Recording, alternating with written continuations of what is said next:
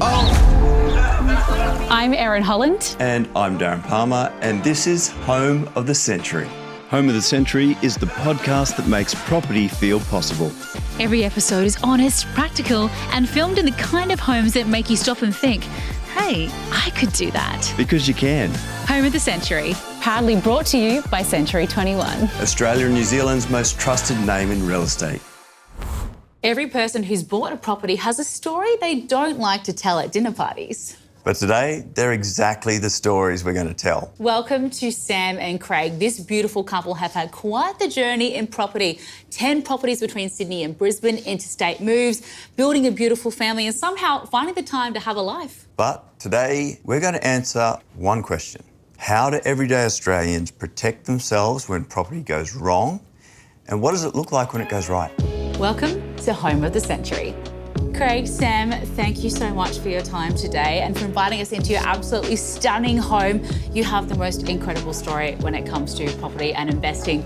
10 properties, moves from Sydney to Brisbane, back to Sydney again, somehow finding the time to create a beautiful family as well and live a life. First of all, thank you so much for being a part and for inviting us into your stunning home. Pleasure. Thanks, Darren. Pleasure. Thanks, Darren, yeah. Let's start at the beginning first. Yes.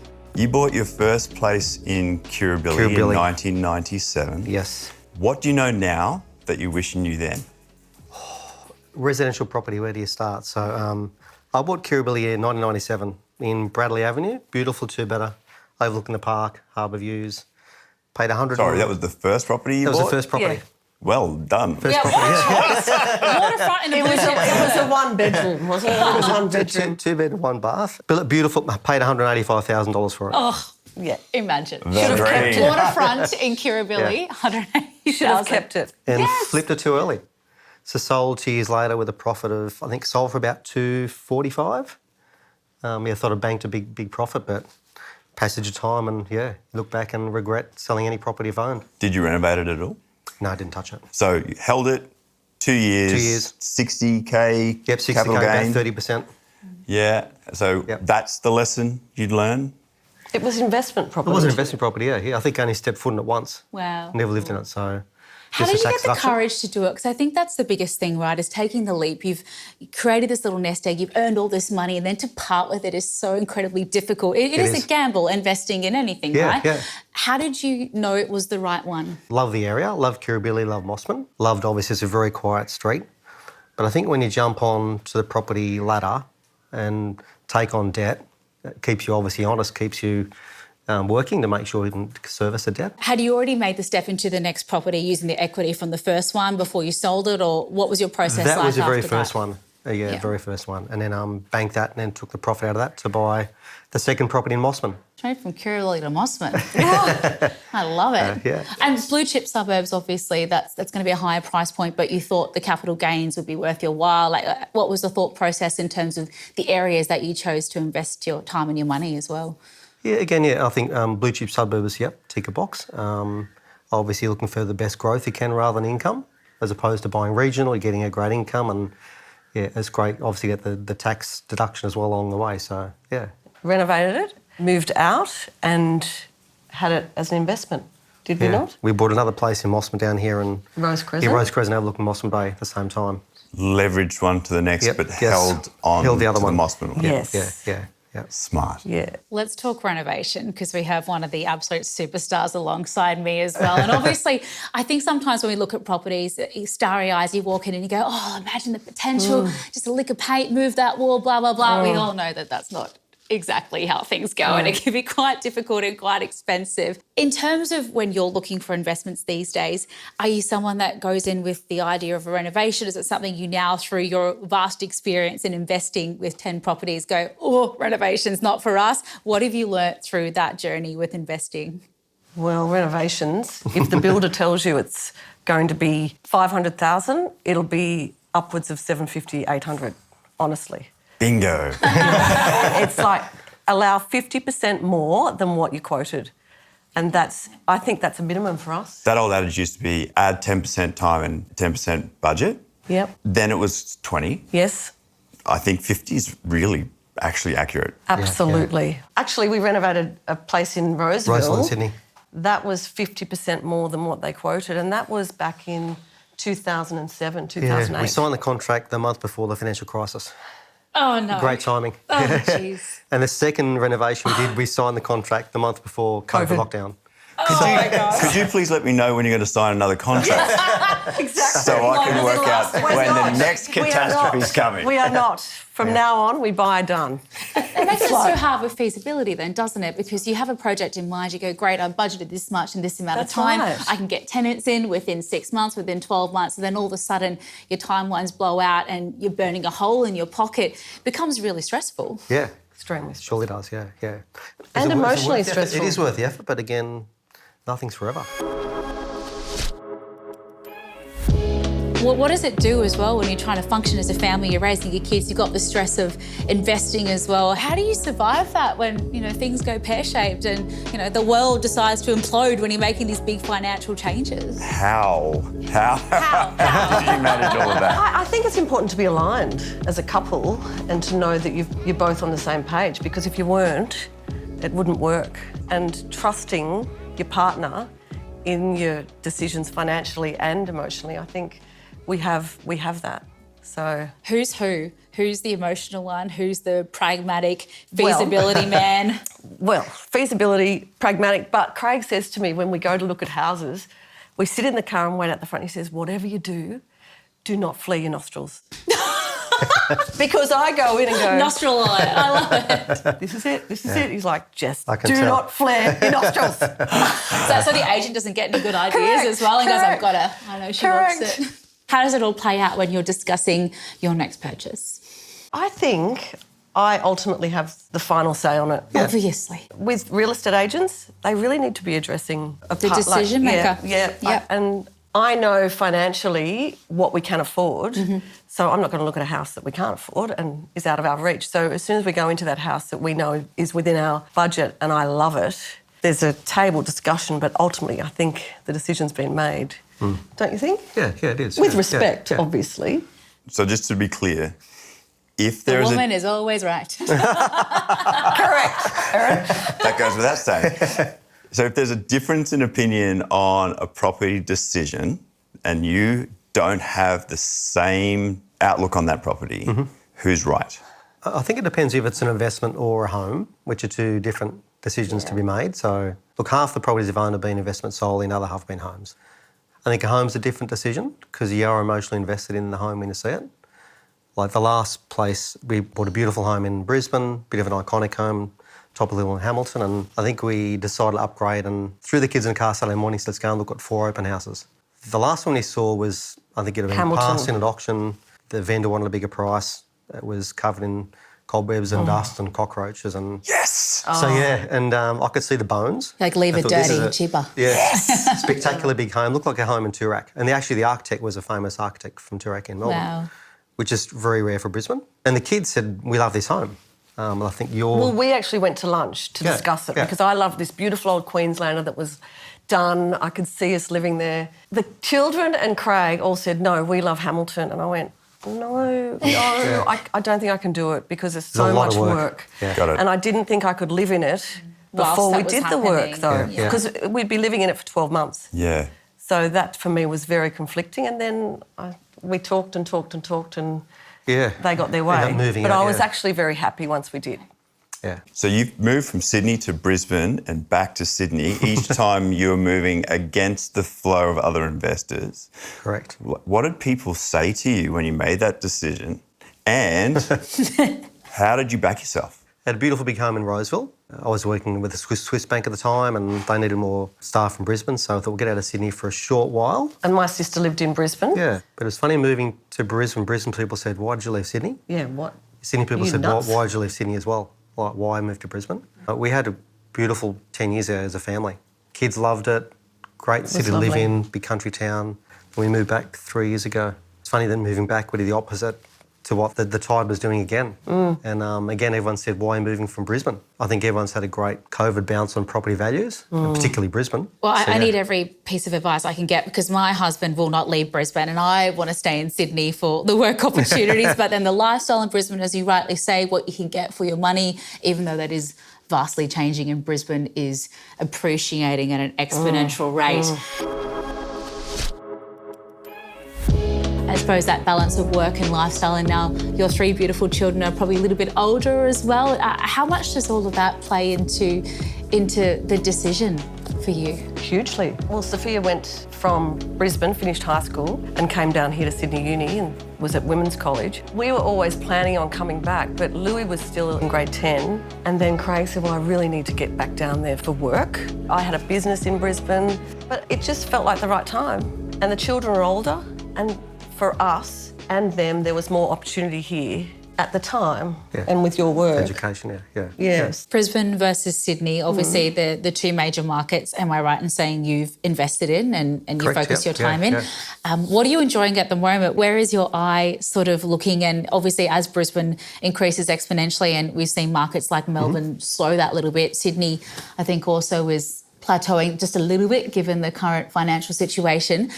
Are you looking to invest again at the moment? What's catching your eye? And how do you even choose the area to invest in? On the investment side, we actually invest in other areas, private equity. Commercial and... Yeah, well, actually, most of our clients invest in industrial, commercial and the bigger office space, so, yeah. So how does that change your point of view on the family home? Family home's great because obviously it's very tax beneficially, so there's no capital gain on the sale. I think if you hold a property for the passage of time, and time's great and get an inflation kick. Do you subscribe to the 10-year rule?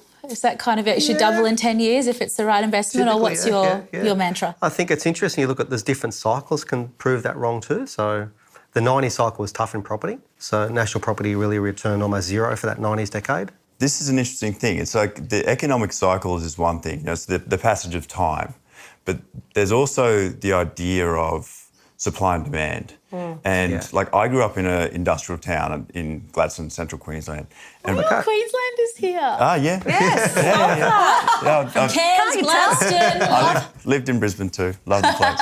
But like Gladstone's a really interesting learning ground for me because they would do things like major cement plant manufactures, and a massive workforce would flow into the town, and then the population would grow and demand on property would grow, and then the property prices would grow, then that infrastructure project would finish and everybody would leave, and all of that would subside again. Mount Isa and mining, same thing. They've just shut the mine there and everyone's So disaster. This is exactly the point I'm leading you to, is how do you explain to a buyer that wants to buy right now, because everybody's you need to get into the property market, how do you explain there's the passage of time, there's understanding what drives property growth.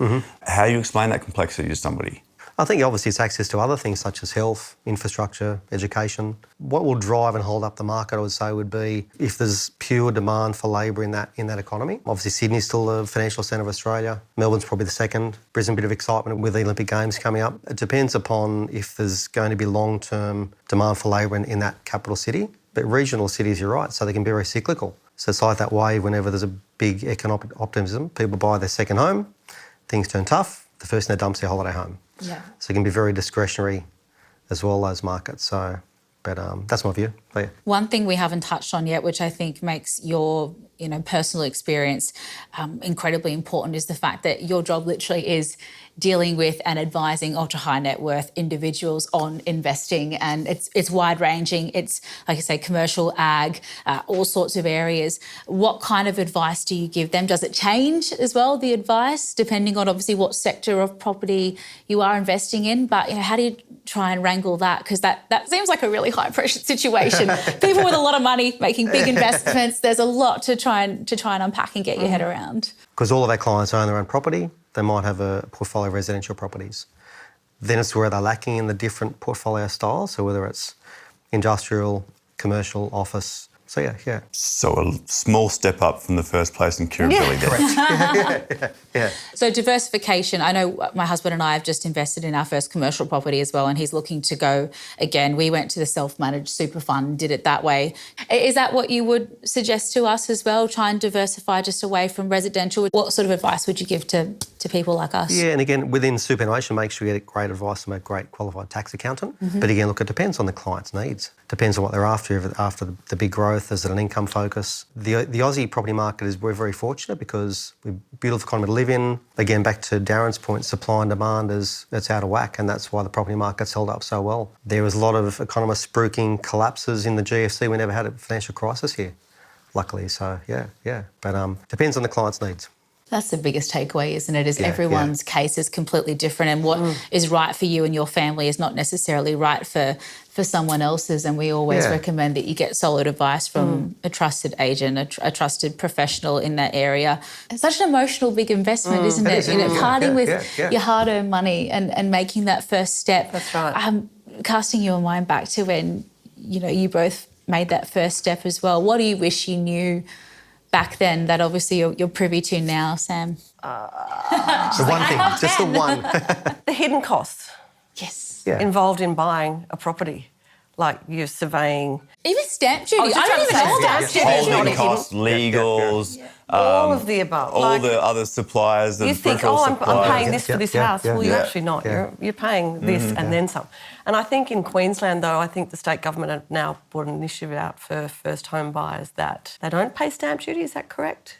It depends upon the threshold, Anyway, that's great. That's wonderful because that's a pressure that you don't need. And you can't borrow on stamp duty, so you have to have that over and That's not part of above equity, your deposit as well. And a lot of people do not know that. Yeah, it's the hidden costs. It can be confusing. So our oldest daughter's boyfriend just bought his first home in Brisbane. Very And fortunate. talking him through the mechanics on how you go through the approval process, how much deposit you need, the stamp duty, then obviously legals. It's quite a scary process to go through for your first home purchase. So, yeah. And most generations, younger generations, have no idea until I speak to someone that's been through it before. So, yeah. But also, I'm not sure our children will be able to buy a home, particularly not in Sydney, perhaps in Brisbane, I'm not sure. But without a helping hand from us, I'm not sure they could even do it. I mean, they can't even rent anywhere. Yeah. It's the old new saying of the bank and mum and dad. The impact of that in Australia is pretty frightening, but no one can quantify how big it is. Loans from grandparents and parents and friends. And so, just to get the deposit together. This is Home of the Century.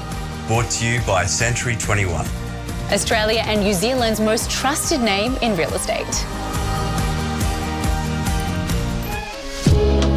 So here's a question, and it might mean something different for both of you, but what was your most successful investment in your journey? This is not property related, but it's a great story, and I haven't told many people this story. And I've always loved the old classic registration plates with just numbers.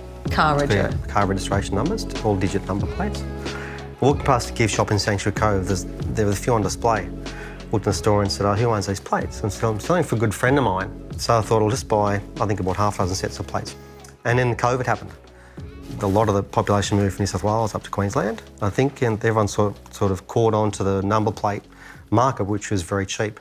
And ended up selling those number plates for 30 to 40 times more than I paid for them. 4,000% gain in 2 years. 1,000%. 2 years. It just blows. This is just testament to the fact that something is only worth what someone is willing to pay for it. And it blows my mind because number plates. At the right time. At the right time. Yeah.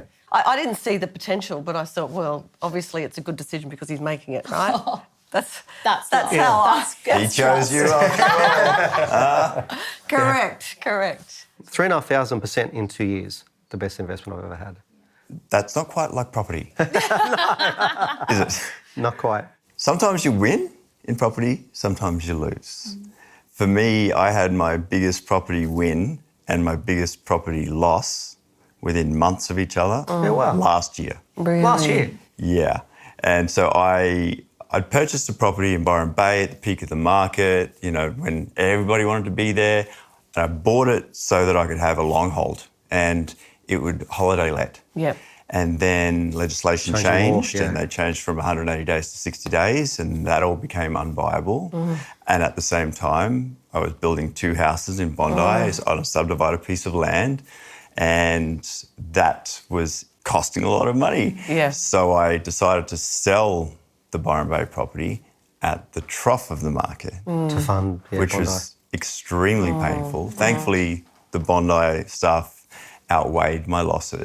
Yeah. But I'd love to know When things like that happen to you guys or to your clients, how do you advise them to pick themselves up, brush themselves off, and then have confidence again in making good decisions in property? It can be pretty frightening investing, whether investing in property or the share market. The share market's even more frightening because it's transparent. You can see it every day of the week. Whereas your property value you can't see every day of the week. We often say to clients, if you're buying an asset, view it as an investment property. Just don't look at the price for maybe a number of years. So if you bought your home and had an auction in the front garden every day of the week, guaranteed you'll see the same volatility would in a listed share market. So see, back to your question about how do you guide clients, it's all about trying to attach the emotion, which isn't as easy as it sounds. And that's where we can add good advice to clients is we can be at arm's length unbiased, we can sit over the top and provide that guidance. And that's probably the most value add to our clients too. And that's where I think you get the grey hair and earn your stripes is in bad market cycles. Speak for himself. Wow. The rising tide floats all boats. He's like, I'm actually 30 years old. I'm just very stressed. I'm 75. That's great. I'm not very wise, apparently. But when markets collapse, that's when you got to say, guys, just hold steady. And that happens more frequently than the property market. You had financial crisis, you had COVID lockdown and that. Which we've been through all. 2022 year, the residential market didn't see that bad 22 year, but the 22 year there was more money lost in the planet than any previous year ever, even bigger than the Great Depression. So because interest rates went from 0 to 5.5%, central banks said they wouldn't hike rates, and they did. So that didn't help. So everything came back to a reset. So, and again, it's if we're guiding clients through property or any other asset class, it's hold steady because you can never pick the peak and the trough or time markets. No one can do that. So holding clients' hands through bad cycles is where we had the best value. A seller, before they sign a real estate agency's contract, they should make sure that they prepare themselves well and truly ahead of time so that the questions they ask are meaningful, strong, and get to the point of what they are trying to achieve. Again, it's not about the real estate practitioner. If you as a seller are wanting to sell your property because you're looking to buy elsewhere, it's important for speed to occur. If you are a seller that is trying to get the highest possible price, but you have time because you are able to move without, or you're in fact able to purchase another property without being of concern in terms of your financials, then that is the most important question you need to ask that real estate practitioner. So it will vary based on your circumstances. Be prepared before you meet with any real estate practitioner and make sure that you make them aware that you are going to ask them certain questions. As you rightly say, it's impossible to predict the future. You never know what life holds. And that's what stress is, the future. You're stressing about the future and there's no point. And it's an untangible That's right. situation. You don't know what the future holds. But if you were to give us just a little checklist to end this beautiful episode on, things that people can try and do to protect themselves for the unforeseeable future, what would you say to a first home buyer that's looking to dip their toe into the market for the first time? I personally would say don't stretch yourself. Always have a buffer because you don't know what's around the corner. You might move into your first home. You know, the plumbing could go, whatever. You should always have a buffer. Don't stretch yourself. Probably the biggest guidance you'd give a first home buyer would be jump on the property treadmill as early as you can. Because investors always leave investing till tomorrow, and the classic saying tomorrow never comes. So once you have a deposit, go through the process, approach the banks, get the approval. Because once you're on that ladder, you'll never pick the timing right. You could make no gains for 1, 2, 3, 5 years, but you're on that property ladder and that's... And stay there. Yeah, yeah. Again, the properties you've bought and sold, you regret selling every one of them. So, Hindsight is a beautiful thing. Yeah. And holding on to them all would be amazing. Correct. Wouldn't it? Wouldn't it? Wouldn't it? Would be. So grab onto that ladder and hold on Hold for dear on to life with some good White advice knuckles. as to what ladder you're holding on to. Amazing. Sam, Craig, thank you so much for your time. This has been such a beautiful, open, honest conversation. I feel like I've learned a lot. And such a beautiful home. Oh Thank my you for gosh, having us here. I'm so Thanks, Karen. inspired. Thank you. Thank you. This is Home of the Century. Proudly brought to you by Century 21.